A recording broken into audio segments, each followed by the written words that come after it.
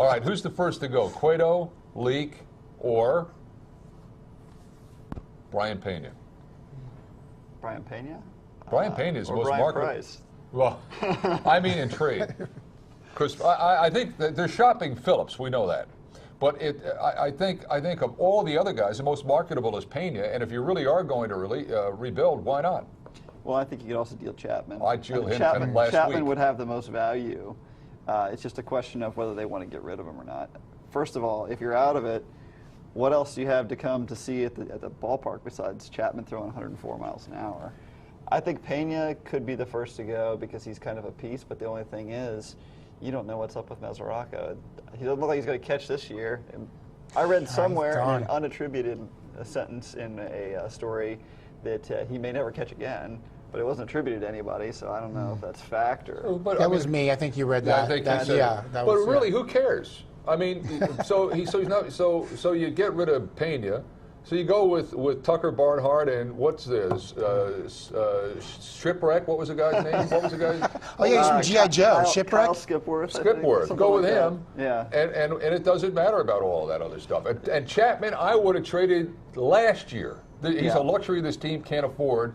I trade him to an American League team, but you're only going to face maybe once every 6 or 7 years.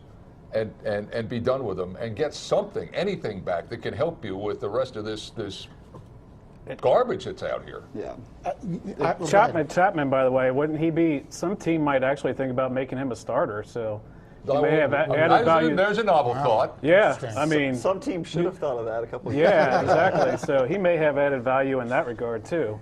I don't know. I can't see anyone trying to make him a starter at this point in his career, but maybe. Who knows? Do you think that we're going to trade anybody before the All-Star game, though? I mean, that's the thing. No. We could lose another, I don't know how many more games, 85 more games before. This All-Star game thing really bothers me. I mean, it's 5 days, really 3. Sure. And the problems you got before it, you got to have after it. So we can all go whoopee like we're going to the Bahamas for 3 days, and then we're coming back to the lean-to whose roof leaks. And it's like, okay, this is great. Yeah. Now what?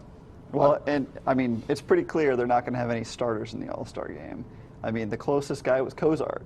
Right. And he had 3 guys in front of him. I mean, I think Frazier was in 3rd, but by a long shot. And when you got Matt Carpenter and Arenado at 3rd base, I mean, Frazier's got no shot at and that. if you get rid, unless they both get hurt. If you dump like Brian Price right now, isn't he supposed to help manage that games? Yeah. I mean, he's like on what the do you? staff. That'd be actually really interesting. Yeah, and you would think if he's there, he's going to want to put his guys in.